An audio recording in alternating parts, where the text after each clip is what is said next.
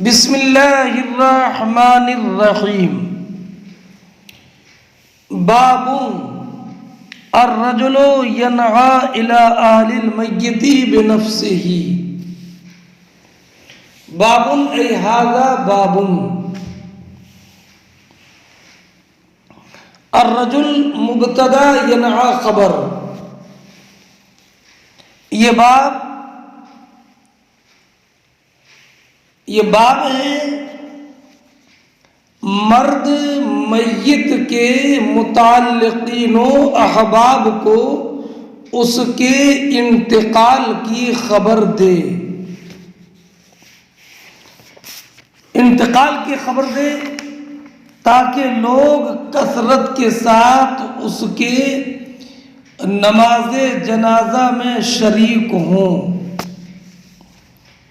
اور متعلقین و احباب سب جنازے کی نماز میں شریک ہوں، اس کے لیے مغفرت کی دعا کریں۔ اس تعلق سے حضرت امام بخاری رضی اللہ تعالی عنہ نے ایک روایت ذکر کی ہے کہ نبی اکرم صلی اللہ تعالی علیہ وسلم نے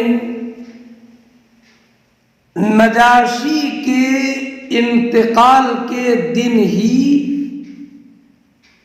اس کی موت کی خبر اہل مدینہ کو دے دی تھی، اور نبی کریم علیہ السلام عیدگاہ کی طرف نکلے اور صحابہ کرام علیہم الرحمۃ والرضوان کے ساتھ نجاشی کی نماز جنازہ پڑھی، اور اس نماز جنازہ میں 4 تکبیریں کہیں۔ ایک تو یہ روایت ذکر کی ہے، اور دوسری روایت یہ ذکر کی ہے کہ غزوہ موتا کے موقع پر نبی اکرم صلی اللہ تعالی علیہ وسلم نے صحابہ کرام علیہم الرحمۃ والرضوان کو زید ابن حارثہ، جعفر بن ابی طالب، عبداللہ ابن رواحہ، ان کی شہادت کی خبر دی۔ تو ان دونوں واقعات سے یہ بات معلوم ہوئی کہ میت کے موت کی خبر میت کے متعلقین و احباب کو دینا یہ جائز ہے۔ یہ امام بخاری رضی اللہ تعالی اور عنہ نے دونوں روایتیں بیان فرما کر اس بات کو ثابت کیا ہے۔ اب دونوں حدیثیں تفصیل کے ساتھ سنیے، اور دونوں حدیثوں سے متعلق جو تشریح اور توضیح ہے اس کو سماعت فرمائیں۔ حدثنا اسماعیل قال حدثني مالک عن ابن شہاب عن سعید بن المسیب عن ابی ہریرہ رضی اللہ تعالی عنہ ان رسول اللہ صلی اللہ علیہ وسلم نہى النجاشی فی اليوم الذی مات فیہ خرج الى المصلی فصف بهم وکبر 4۔ امام بخاری فرماتے ہیں کہ ہم سے حدیث بیان کی اسماعیل نے، وہ کہتے ہیں کہ مجھ سے حدیث بیان کی مالک نے، وہ روایت کرتے ہیں امام زہری سے، وہ روایت کرتے ہیں سعید ابن مسیب سے، وہ روایت کرتے ہیں حضرت ابو ہریرہ رضی اللہ تعالیٰ عنہ سے کہ نبی کریم صلی اللہ تعالی علیہ وسلم نے نجاشی کی موت کی خبر اسی دن دی جس دن ان کا انتقال ہوا۔ نجاشی شاہ حبشہ خرج الی المصلی، نبی کریم عیدگاہ کی طرف تشریف لے گئے، فصف بہم، تو صحابہ کرام کے ساتھ صف بندی کی، وَكَبَّرَ أَرْبَعًا، اور حضور نے 4 تکبیریں کہیں۔ اب رہا کہ باب یہ قائم کیا کہ مرد کا مرنے والے کی میت کے متعلقین و احباب کو موت کی خبر دینا۔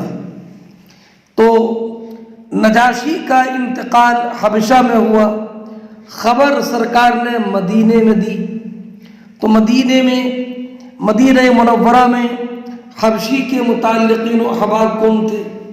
تو جواب یہ ہے کہ مومنین رشتہ اسلام کے اعتبار سے سب نجاشی کے متعلقین و احباب ہوئے۔ اس اعتبار سے اس باب سے مطابقت اس حدیث کی ہو جائے گی۔ نجاشی حبشہ کے بادشاہ کو نجاشی کہا جاتا ہے۔ یہ انتقال کرنے والے نجاشی، ان کا نام اصحمہ تھا، اور یا سمحہ تھا، یا سحمہ تھا، یا اسمخہ تھا، اسمخہ خا کے ساتھ، لیکن مشہور یہ ہے کہ ان کا نام اصحمہ تھا۔ اور یہ ایمان لا چکے تھے۔ ہوا یہ کہ نبی اکرم علیہ السلام نے حدیبیہ سے واپس آنے کے بعد سن 6 ہجری میں جب واپس آئے تو 7 ہجری کے ماہ محرم میں نبی اکرم علیہ السلام نے عامر ابن امیہ زمری کے ہاتھ نجاشی بادشاہ کے پاس ایک خط لکھا۔ تو نجاشی بادشاہ نے نبی کریم علیہ السلام کے خط کو لے کر اپنی آنکھوں پر لگایا، اور اس کی تعظیم اور اپنی تواضع کے لیے تخت شاہی سے اتر کر زمین پر بیٹھ گیا، اور پھر اسلام کا اظہار کیا، اور نبی اکرم علیہ السلام کو قبول اسلام کی خبر دی، اور یہ بھی خبر دی کہ انہوں نے اسلام تو جعفر ابن ابی طالب رضی اللہ تعالیٰ عنہ کے ہاتھ پر قبول کر لیا تھا۔ نجاشی کا انتقال سن 9 ہجری کے ماہ رجب میں ہوا، جبکہ حضور غزوہ تبوک سے واپس آ رہے تھے۔ اب اس حدیث سے چند باتیں معلوم ہوئیں۔ ایک بات یہ معلوم ہوئی کہ موت کی خبر دینا تاکہ لوگ کثرت کے ساتھ جنازے کی نماز میں شامل ہوں، یہ بہتر ہے، جیسے کہ نبی کریم علیہ السلام نے نجاشی کے انتقال کی خبر مدینہ طیبہ میں صحابہ کرام علیہم الرحمۃ والرضوان کو دی۔ اور دوسری بات یہ بھی معلوم ہوئی کہ مسجد میں جنازے کی نماز نہیں پڑھی جائے گی، اس لیے کہ نبی اکرم علیہ السلام نے نجاشی کے موت کی خبر مسجد میں دی، لیکن جنازے کی نماز مسجد میں نہیں پڑھی بلکہ عیدگاہ میں تشریف لے گئے، اور یہی امام اعظم علیہ الرحمۃ والرضوان کا مذہب ہے کہ مسجد میں جنازے کی نماز بلا عذر شرعی کے نہیں پڑھی جائے گی، اور یہ قول امام مالک کا ہے۔ اور امام شافعی علیہ الرحمۃ والرضوان فرماتے ہیں کہ اگر جنازے کی نماز مسجد میں پڑھی جائے تو اس میں کوئی حرج نہیں ہے۔ ان کی دلیل یہ وہ حدیث پاک ہے کہ جب حضرت سعد بن ابی وقاص رضی اللہ تعالیٰ عنہ کا وصال ہوا تو حضرت عائشہ صدیقہ ام المومنین رضی اللہ تعالی عنہا نے یہ حکم دیا کہ ان کے جنازے کو مسجد میں داخل کیا جائے، یہاں تک کہ حضرت سعد بن ابی وقاص کے جنازے کی نماز ازواج مطہرات نے پڑھی۔ اب اس حدیث کا جواب یہ ہے کہ ایک پہلی بات تو یہ کہ حضرت عائشہ سے جو حدیث مروی ہے یہ مرسل ہے، اور مرسل شوافع کے یہاں حجت نہیں ہے۔ اور دوسرا جواب یہ ہے کہ مسجد میں حضرت عائشہ صدیقہ رضی اللہ تعالی عنہا نے جو نماز پڑھی تھی تو وہ کسی عذر کی وجہ سے ہو سکتی ہے، اور نبی اکرم علیہ الصلوۃ والسلام کے بارے میں حضرت عائشہ صدیقہ رضی اللہ تعالی عنہا نے بیان کیا کہ سرکار نے سہیل ابن بیضہ کی نماز جنازہ مسجد میں پڑھی، تو اس کا جواب یہ ہے کہ سرکار نے جنازے کی نماز مسجد میں بارش وغیرہ کسی عذر شرعی کی وجہ سے پڑھی ہوگی، اور مسجد میں جنازے کی نماز جائز نہیں ہے۔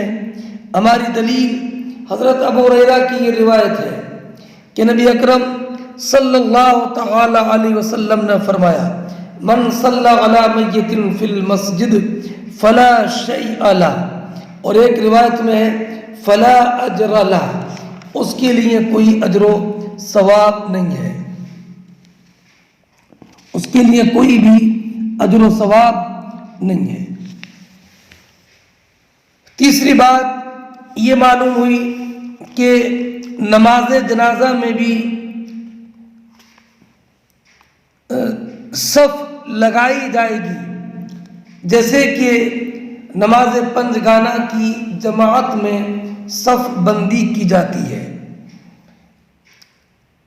نبی اکرم صلی اللہ تعالی علیہ وسلم نے ارشاد فرمایا من صلی علیہ ثلاثۃ صفوف فقد اوجب، کہ جس انسان کی نماز جنازہ پڑھنے والے 3 صف کے لوگ ہوں تو اس کے لیے جنت واجب ہو گئی۔ فقط اوجبہ کا معنی کہ وجبت، اس نے واجب کر دیا، کس کو واجب کر دیا؟ جنت کو، ای وجبت لہ الجنہ یا وجبت لہ المغفرہ۔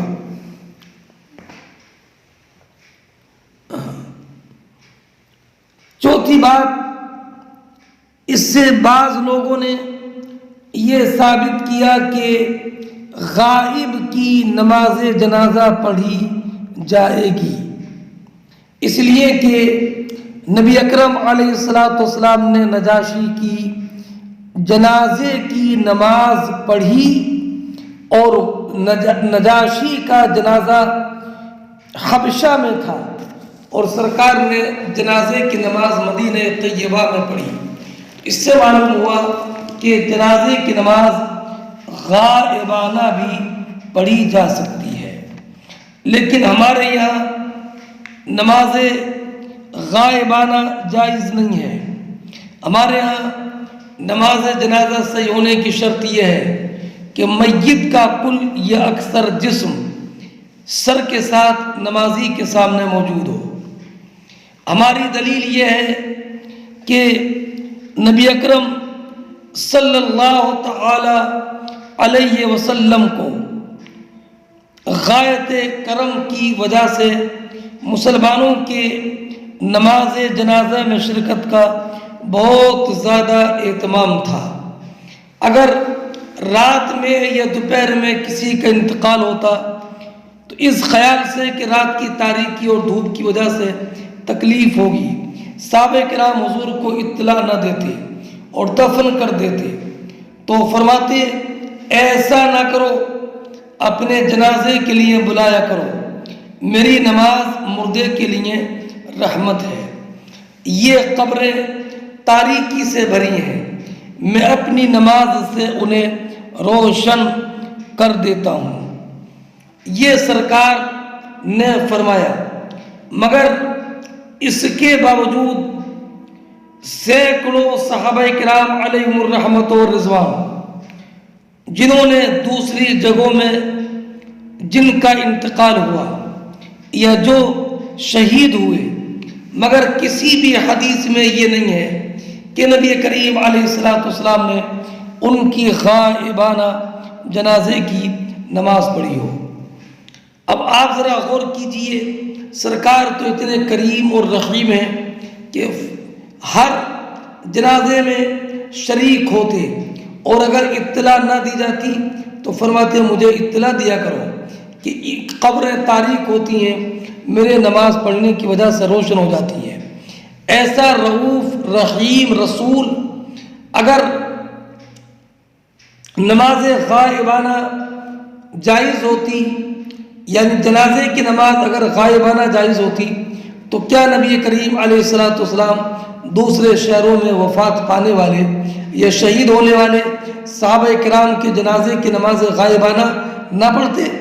مگر کسی بھی روایت میں کسی بھی صحابی کے یا کسی بھی شہید ہونے والے صحابی کے بارے میں یہ مروی نہیں ہے کہ نبی کریم علیہ السلام نے کسی کی جنازے، تو غایت کرم اور غایت شفقت کے باوجود دوسرے شہروں میں انتقال کرنے والے یا شہید ہونے والے صحابہ کرام کی نماز جنازہ نہ پڑھنا، یہ اس بات کی دلیل ہے کہ نماز غائبانہ مشروع نہیں۔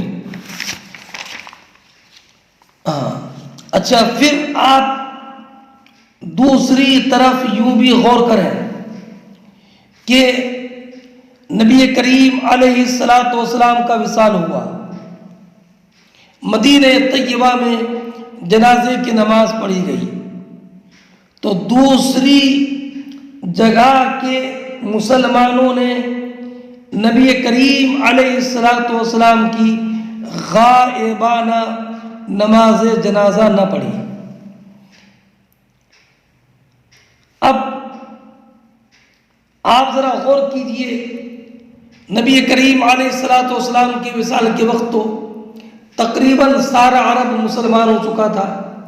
اگر نماز غائبانہ جائز ہوتی تو وہ کون سا صحابی اور کون سا امتی ہوتا جو نبی کریم علیہ السلام کی غائبانہ نماز جنازہ نہ پڑھتا، جو مدینہ طیبہ سے دور تھا؟ مگر کسی صحابی کے بارے میں یہ مروی نہیں ہے کہ نبی کریم علیہ السلام کے وصال کے وقت وہ دوسرے شہر میں تھے، مدینہ طیبہ نہیں پہنچ پائے، اور انہوں نے وہیں پر حضور کی غائبانہ نماز جنازہ پڑھی، کسی تعلق سے نہیں ہے۔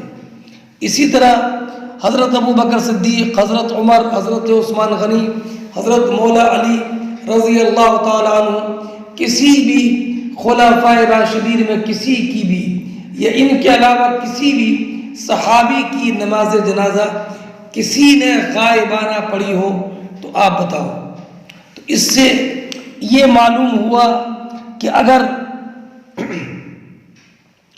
نماز جنازہ غائبانہ مشروع ہوتی تو صحابہ کرام علیہم الرحمت و رضوان ضرور خلفائے راشدین یا دیگر شہروں میں شہید ہونے والے یا وصال کرنے والے صحابہ کرام کی نماز غائبانہ ضرور پڑھتے، دوسرے شہر کے لوگ۔ بلکہ خلفائے راشدین کے زمانے میں ہزاروں ہزار صحابہ تابعین جہادوں میں شہید ہوئے، کسی بھی صحابی سے مروی نہیں ہے کہ کسی نے کسی کی نماز جنازہ غائبہ نہ پڑھی۔ اگر مشروع ہوتی تو کیا پڑھی نہیں جاتی؟ اب رہا یہ معاملہ کہ جب مشروع نہیں ہے تو نبی اکرم علیہ السلام نے نجاشی کی نماز جنازہ مدینہ طیبہ میں کیوں پڑھی؟ تو اب اس کے بارے میں ایک تو نجاشی کے جنازے کے بارے میں جواب یہ ہے کہ حضرت عمران ابن حسین رضی اللہ تعالی عنہ کی حدیث میں یہ تصریح ہے فصلینا خلفہ ونحن لا نرى الا ان الجنازة قدامنا، ہم نے حضور کی اقتداء میں نجاشی کی جنازے کی نماز پڑھی اور ہم دیکھتے تھے کہ جنازہ ہمارے آگے ہے۔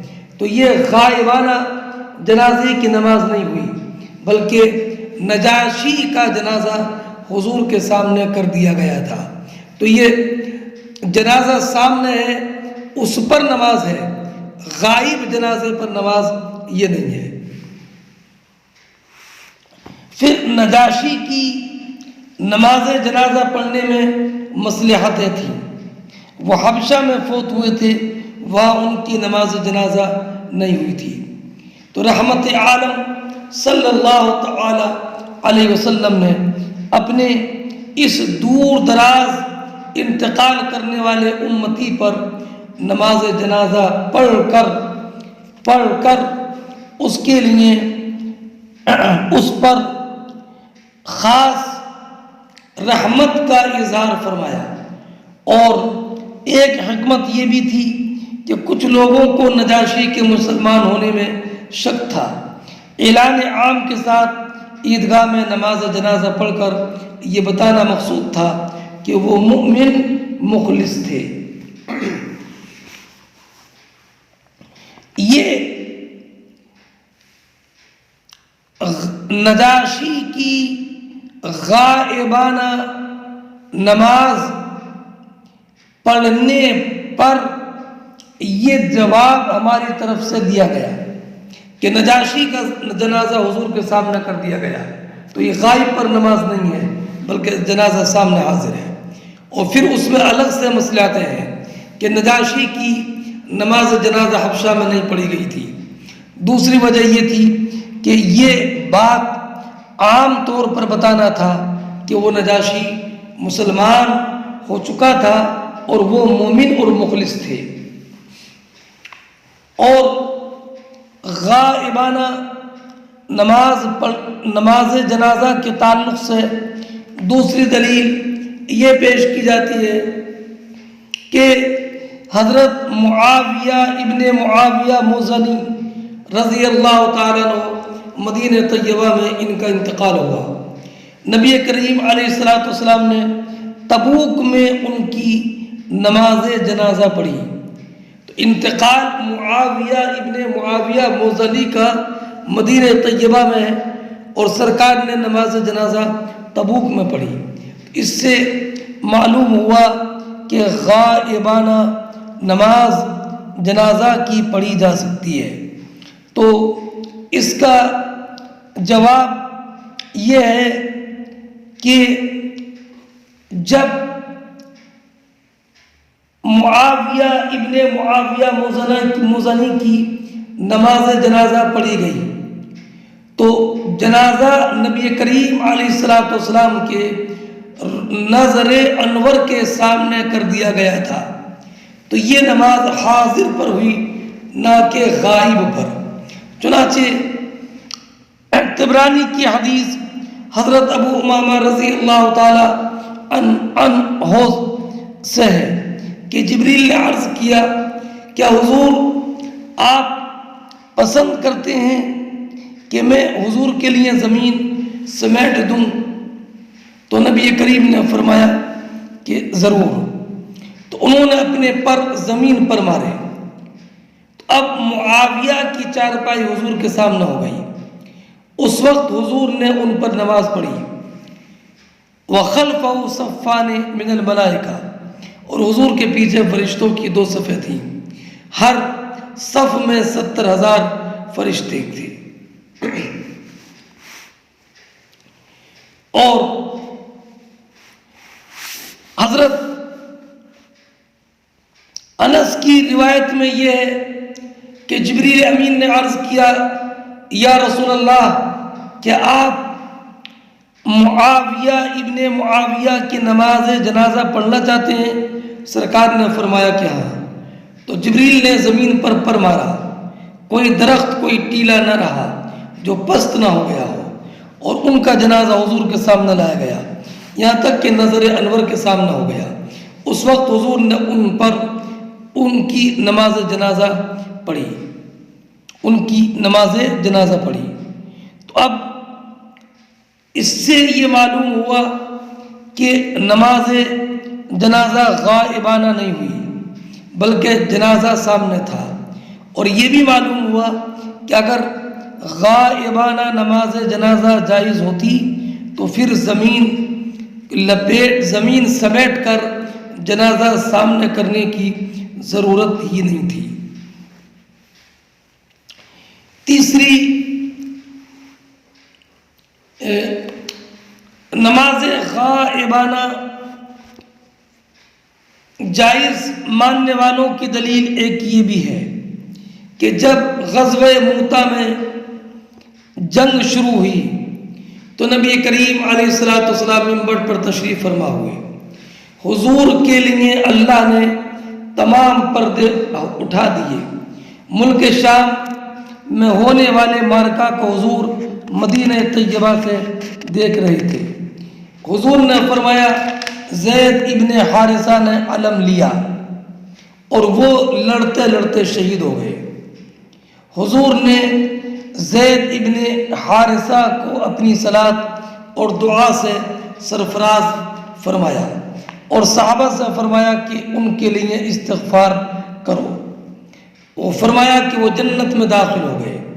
حضور نے پھر ارشاد فرمایا کہ اب جعفر بن ابی طالب نے جھنڈا لیا اور وہ لڑتے رہے یہاں تک کہ وہ بھی شہید ہو گئے۔ حضور نے انہیں بھی اپنی صلات اور دعا سے سرفراز فرمایا اور صحابہ کرام سے فرمایا ان کے لیے استغفار کرو، اور فرمایا کہ وہ دوڑتے ہوئے جنت میں داخل ہوئے اور وہ اس میں اپنے پروں سے جہاں چاہتے ہیں اڑتے ہیں۔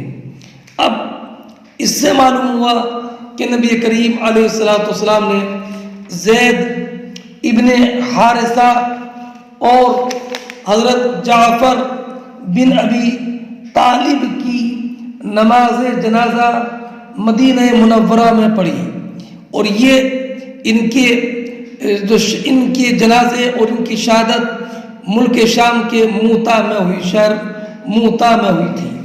تو اب اس کا جواب یہ ہے کہ یہاں پر فصلی علیہ ودعا لہ، فصلی علیہ ودعا لہ،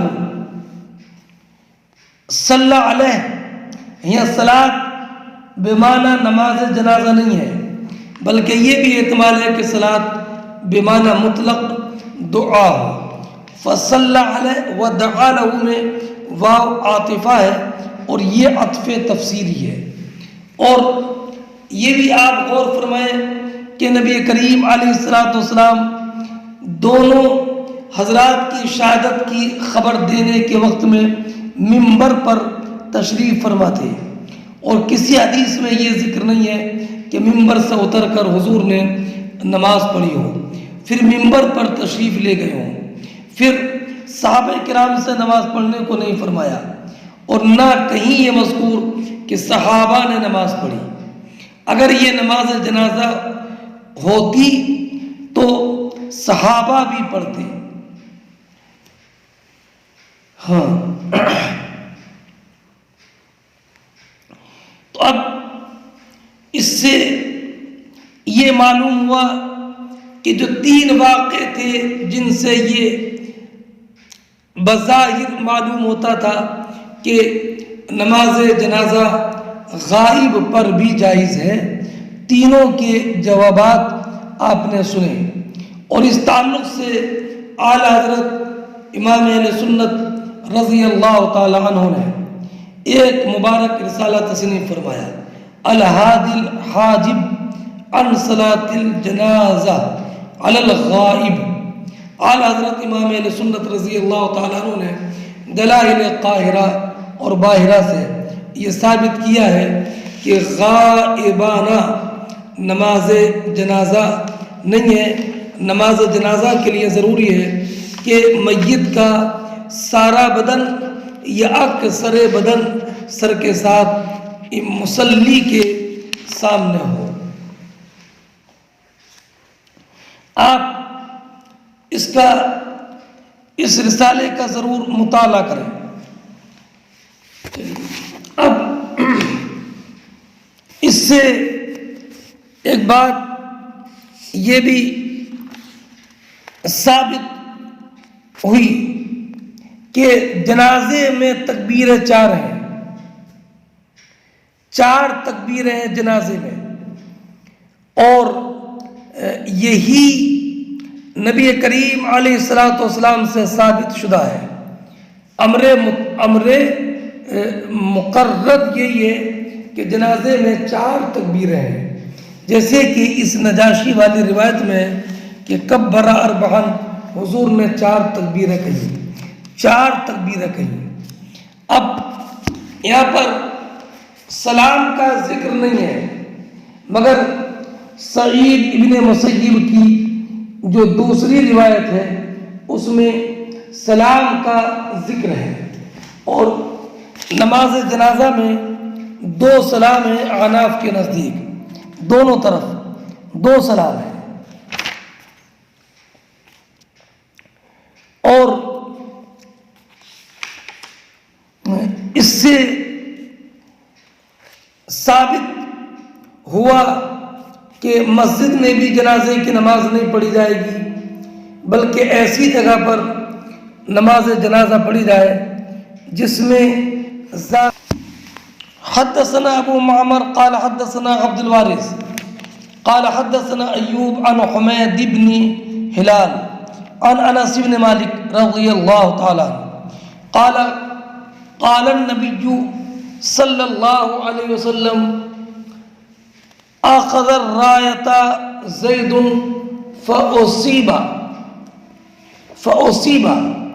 ثم اخذها جعفر فاصیب ثم اخذها عبد الله بن رواح فاصیب وان عینی رسول اللہ صلی اللہ علیہ وسلم لتذرفان ثم اخذها خالد بن الولید من غیر امرۃ ففتح له۔ امام بخاری فرماتے ہیں کہ ہم سے حدیث بیان کی ابو معمر نے، وہ کہتے ہیں کہ ہم سے حدیث بیان کی عبد الوارث نے، وہ کہتے ہیں کہ ہم سے حدیث بیان کی ایوب نے، وہ روایت کرتے ہیں حمید ابن ہلال سے، وہ روایت کرتے ہیں انس ابن مالک رضی اللہ تعالی عنہ سے کہ نبی کریم حضرت انس ابن مالک نے کہا کہ نبی اکرم صلی اللہ تعالی علیہ وسلم نے فرمایا، جھنڈا زید ابن حارثہ نے لیا، وہ شہید ہو گئے، پھر وہ جھنڈا جعفر بن ابی طالب نے لیا، وہ شہید ہو گئے، پھر جھنڈا عبداللہ ابن رواحہ نے لیا، وہ بھی شہید ہو گئے۔ سرکار یہ خبر دے رہے تھے اور نبی کریم علیہ الصلوۃ والسلام کی آنکھوں سے آنسو بہہ رہے تھے۔ پھر فرمایا، پھر یہ جھنڈا خالد ابن ولید نے لیا، پھر جھنڈا خالد ابن ولید نے لے لیا من غیر امرا، بغیر حکم کے، ففتح له، تو انہیں فتح نصیب ہو گئی۔ یہ غزوہ موتا کا بیان ہے، اور کتاب المغازی میں یہ ہے کہ نبی کریم علیہ الصلوۃ والسلام نے زید ابن حارثہ، جعفر بن ابی طالب، عبداللہ ابن رواحہ کی خبر آنے سے پہلے ہی ان کے بارے میں بتا دیا تھا کہ یہ لوگ شہید کر دیے گئے ہیں۔ یہ غزوہ موتا کی بات ہے۔ غزوہ موتا بیت المقدس سے 2 منزل کے فاصلے پر بلقا کے قریب موتا نامی ایک جگہ ہے۔ یہ غزوہ سن 8 ہجری کے ماہ جمادی الاولیٰ میں ہوا تھا۔ ہوا یہ تھا کہ نبی اکرم صلی اللہ تعالی علیہ وسلم نے حضرت حارث ابن عمیر رضی اللہ تعالی عنہ کے ہاتھ بصرا کے حاکم یا قیصر کے پاس ایک خط بھیجا تھا. انہیں شرحبیل ابن عمر نے شہید کر دیا تھا، اور قاصد کا قتل کرنا یہ بہت بڑا جرم تھا. نبی کریم علیہ السلام نے شرحبیل ابن عمر کی تعذیب کے لیے حضرت زید ابن حارثہ رضی اللہ تعالی عنہ کی سربراہی میں 3000 کا دستہ بھیجا تھا، اور یہ ہدایت فرما دی تھی کہ زید ابن حارثہ یہ اس قافلے کے سپہ سالار ہیں، اگر یہ شہید ہو جائے تو علم جعفر بن ابی طالب لے، اگر وہ بھی شہید ہو جائے تو عبداللہ بن رواحہ لے. یہ فرمایا حضور نے. اب یہ دونوں شہید ہوئے، اور حضرت جعفر بن ابی طالب کی شہادت کا عالم تو یہ تھا کہ حضرت عبداللہ ابن عمر رضی اللہ تعالی عنہما نے فرمایا کہ ہم نے جعفر بن ابی طالب کو شہیدوں میں تلاش کیا تو دیکھا کہ ان کے جسم پر نیزے اور تیر کے 90 زخم تھے، سب سامنے تھے، پیچھے ایک بھی نہیں تھا. جب دائنا ہاتھ کٹا تو علم بائیں ہاتھ میں لے لیا، یہ بھی کٹ گیا تو دونوں کٹے ہوئے ہاتھوں سے علم تھاما. حضرت خالد بن ولید رضی اللہ تعالی عنہ نے فرمایا اس دن یعنی غزوہ موطا میں میرے ہاتھ میں 9 تلواریں ٹوٹی تھیں، ایک چولی یمنی تلوار باقی رہ گئی تھی. یہ زید ابن حارثہ رضی اللہ تعالی عنہ حضور کے آزاد کردہ غلام تھے. حضور نے ان کو اپنا متبنہ بنا لیا تھا. انہیں زید ابن محمد کہا جاتا. جب یہ آیت کریمہ نازل ہوئی ما کان محمد ابا احد من رجالکم ولکن رسول اللہ وخاتم النبیین، تو ان کو زید ابن محمد کی بجائے زید ابن حارثہ کہا گیا. یہ نبی کریم علیہ السلام کی خدمت میں رہے اور حضور کو اتنے پیارے تھے کہ سرکار نے اپنی پھوپھی کی صاحبزادی حضرت زینب سے پہلے زینب سے ان کا نکاح کیا تھا. صرف صحابہ کرام میں زید ابن حارثہ ہی ہیں کہ جن کا ذکر قرآن میں جن کا ذکر نام کے ساتھ ہے. فلما قضى زید منها وطرا زوجناکها. اور جعفر بن ابی طالب یہ حضرت علی رضی اللہ تعالیٰ عنہ کے بھائی ہیں. پہلے حبشہ ہجرت کی اور حبشہ ہجرت کرنے والوں کے یہ امیر تھے، امیر المہاجرین کہلاتے تھے. غزوہ خیبر کے موقع پر نبی کریم کی خدمت میں حاضر ہوئے. عبداللہ ابن رواحہ یہ قبیلہ خزرج کے ممتاز فرد تھے، اور لیلۃ العقبہ میں جو نقیب متعین کیے گئے تھے ان میں یہ بھی تھے. عبداللہ ابن رواحہ بہت اچھے شاعر بھی تھے. خالد ابن ولید رضی اللہ تعالی عنہ یہ مشہور سپہ سالار ہیں. نبی کریم علیہ السلام نے انہیں سیف اللہ فرمایا ہے، سیف اللہ فرمایا. اب یہ معرکہ موطا میں ہو رہا ہے اور نبی کریم علیہ السلام سب کی ان شہید ہونے والوں کی خبر دے رہے ہیں. زید بن حارثہ کی بھی، جعفر بن ابی طالب کی بھی، عبداللہ ابن رواحہ کی بھی. اس سے معلوم ہوا کہ حضور غیب جانتے ہیں. اور بعد میں جب حضرت عبداللہ ابن رواحہ شہید ہو گئے تو اب خالد بن ولید نے بغیر حکم کے جھنڈا اپنے ہاتھ میں لے لیا. نہ تو حضور نے ان کے بارے میں فرمایا تھا کہ اگر عبداللہ ابن رواحہ شہید ہو جائے تو خالد ابن ولید امیر ہوں گے، نہ سرکار نے معین فرمایا تھا اور نہ مجاہدین نے ان کو معین کیا تھا. اس سے یہ معلوم ہوا کہ اگر کوئی شخص یہ دیکھے کہ مسلمانوں کا اجتماعی یا انفرادی نقصان ہو رہا ہے اور اس میں صلاحیت ہے کہ وہ اس کام کو انجام دے سکتا ہے اور انجام دے گا تو نقصان نہ ہوگا، تو اسے از خود بغیر کسی کی دعوت اور سپردگی کے وہ کام انجام دینا چاہیے، بلکہ ایک حد تک یہ واجب ہے۔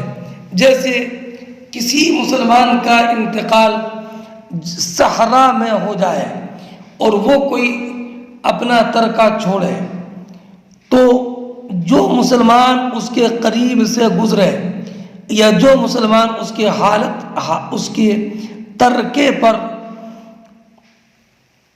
آگاہ ہو جائے تو اگرچہ مرنے والے نے وصیت نہیں کی ہے، مگر جس نے اس کی حالت پر واقفیت پالی اور جس نے یہ دیکھ لیا کہ یہ مسلمان دنیا سے جا چکا، تو اس کی تجہیز و تکفین بھی کرے اور اس کا جو مال ہے اس پر لازم ہے کہ اس کے ورثہ تک بحفاظت پہنچا دے،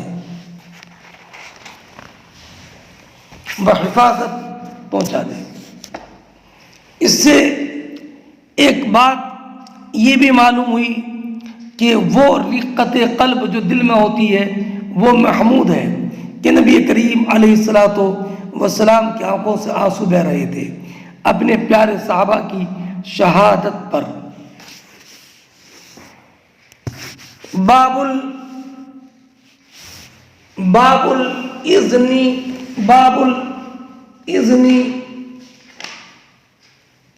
بالجنازہ، یہ باب اس بارے میں کہ جنازے کی خبر دینا، جنازے کی خبر دینا۔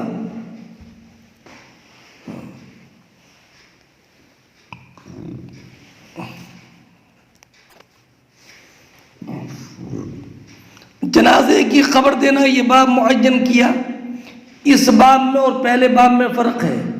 پہلے باب میں انہیں خبر دینا تھا جن کو انتقال کی خبر نہیں تھی، اور یہ جنازے کی خبر دینا ان کو ہے کہ جن کو یہ معلوم ہے کہ انتقال ہو گیا، تو انہیں یہ خبر دینا کہ اب جنازہ تیار ہے۔ سمجھ گئے ہوں گے آپ۔ پہلے باب میں تو یہ بتانا ہے کہ جنازے کی خبر، انتقال کی خبر اس کو دینا جس کو معلوم نہیں ہے انتقال کا، اور یہ الاذن بالجنازہ میں جنازے کی خبر دینا سے مراد یہ ہے کہ یہ تو معلوم ہے کہ انتقال ہو گیا، مگر یہ معلوم نہیں ہے کہ جنازہ تیار ہے، تو انہیں یہ خبر دینا کہ جنازہ تیار ہے۔ فرماتے ہیں وقال ابو رافع عن ابی ہریرہ رضی اللہ تعالی عنہ قال قال النبی صلی اللہ علیہ وسلم الا آذنتمونی۔ ابو رافع کہتے ہیں کہ ابو رافع کا نام ہے نفع، یہ ایک لمبی حدیث کا ٹکڑا ہے جو پہلے گزر گئی ہے۔ وہ حدیث یہ ہے کہ ابو ہریرہ رضی اللہ تعالی عنہ سے مروی ہے کہ ایک حبشی مرد یا عورت مسجد میں جھاڑو دیتے تھے، ان کا انتقال ہو گیا تو صحابہ کرام علیہم الرحمت و رضوان نے ان کو دفن کر دیا، نبی اکرم علیہ الصلوۃ والسلام کو خبر نہ دی، اس وجہ سے کہ نبی اکرم علیہ الصلوۃ والسلام کو کہیں مشقت نہ ہو۔ تو نبی کریم علیہ الصلوۃ والسلام نے ان کے بارے میں بتایا، معلوم کیا، تو صحابہ کرام نے فرمایا کہ ان کا انتقال ہو گیا، تو نبی کریم علیہ الصلوۃ والسلام نے فرمایا الا آذنتمونی، تم نے مجھے اطلاع کیوں نہیں دی؟ یہی محل ترجمہ ہے۔ اس سے معلوم ہوا کہ جب انتقال ہو جائے تو حاضرین کو جو اس شہر یا اس محلے میں جنازے کی تیار ہونے کی خبر دی جائے، اور نبی کریم علیہ الصلوۃ والسلام نے فرمایا کہ ان کی قبر کا مجھے پتہ بتاؤ۔ تو نبی کریم علیہ الصلوۃ والسلام ان کی قبر پر آئے، فصلی علیہ، اور ان کی قبر پر جنازے کی نماز پڑھی۔ اس سے یہ بھی معلوم ہوا کہ غائبانہ نماز نہیں ہے، اس لیے کہ اگر غائبانہ جنازے کی نماز ہوتی تو حضور وہیں سے پڑھ دیتے، نہیں بلکہ حضور قبر پر تشریف لائے اور ان کی جنازے کی نماز پڑھی۔ اس کی تفصیل پہلے گزر گئی ہے۔ فرماتے ہیں حدثنا محمد قال اخبرنا ابو معاویہ عن ابی اسحاق الشیبانی عن الشعبی عن ابن عباس رضی اللہ تعالیٰ عنہما قال مات انسان كان رسول الله صلى الله عليه وسلم يعوده فمات بالليل فدفنوه ليلا فلما أصبح أخبروه قال ما منعكم أن تعلموني قالوا كان الليل فكرهنا وكانت ظلما أن نشق عليك فأتى قبره فصلى عليه۔ حضرت عبداللہ بن عباس رضی اللہ تعالیٰ عنہما بیان فرماتے ہیں کہ ایک صاحب کا انتقال ہو گیا، نبی کریم علیہ الصلوۃ والسلام ان کی اعادت کے لیے تشریف لاتے تھے۔ انتقال رات میں ہوا اور رات ہی میں ان کو دفن کر دیا۔ جب صبح ہوئی تو نبی کریم علیہ الصلوۃ والسلام کو بتایا کہ رات فلاں صاحب کا انتقال ہو گیا جن کی اعادت کے لیے حضور تشریف لے گئے تھے اور رات ہی میں دفن کر دیا۔ تو نبی اکرم علیہ الصلوۃ والسلام نے فرمایا مجھے خبر کیوں نہیں دی؟ تو صحابہ کرام نے عرض کیا یا رسول اللہ رات کا وقت تھا، تاریکی تھی، تو ہم نے اس بات کو ناپسند کیا کہ ہم آپ کو مشقت میں ڈال دیں۔ تو نبی اکرم صلی اللہ علیہ وسلم ان کی قبر پر تشریف لائے، فصلی علیہ، اور ان کی قبر پر جنازے کی نماز پڑھی۔ اب اس سے محل ترجمہ ما منعکم ان تعلمونی، تمہیں کس چیز نے روکا کہ تم مجھے خبر دیتے؟ اس سے معلوم ہوا کہ جنازہ تیار ہے۔ علامہ عینی علیہ رحمت و رضوان نے فرمایا کہ یہ انتقال کرنے والے طلحہ ابن برا ابن عمیر رضی اللہ تعالیٰ عنہ تھے۔ چنانچہ طبرانی کی روایت میں ہے کہ طلحہ ابن برا بیمار ہوئے تو نبی کریم علیہ الصلوۃ والسلام ان کی اعادت کے لیے تشریف لے گئے اور فرمایا کہ میں دیکھ رہا ہوں کہ طلحہ مرنے والے ہیں، مجھے خبر کرنا اور جلدی کرنا۔ ابھی حضور بنی سالم بن عوف میں بھی نہیں پہنچے ہوں گے کہ وہ وفات پا گئے، اور جب رات ہو گئی تو طلحہ نے اپنے گھر والوں سے کہہ دیا تھا کہ اگر میرا انتقال ہو جائے تو مجھے دفن کر دینا، اور نبی کریم علیہ الصلوۃ والسلام کو زحمت مت دینا، اس لیے کہ مجھے اندیشہ ہے کہ حضور کو یہودیوں سے کوئی تکلیف نہ پہنچے، تکلیف نہ پہنچ جائے۔ صبح کے وقت نبی کریم علیہ الصلوۃ والسلام کو بتایا گیا تو حضور تشریف لائے اور ان کی قبر پر کھڑے ہوئے اور لوگوں نے بھی صف بندی کی۔ پھر حضور نے اپنے دونوں ہاتھ اٹھائے اور فرمایا اے اللہ طلحہ سے اس طرح معاملہ فرما کہ وہ بھی خوش ہو اور تو بھی طلحہ سے راضی ہو۔ اب جب میت کو نماز جنازہ پڑھ کے دفن کیا گیا ہو تو اس کی قبر پر نماز جنازہ جائز نہیں ہے، اور جہاں صلاۃ مذکور ہے تو بے معنی دعا ہے۔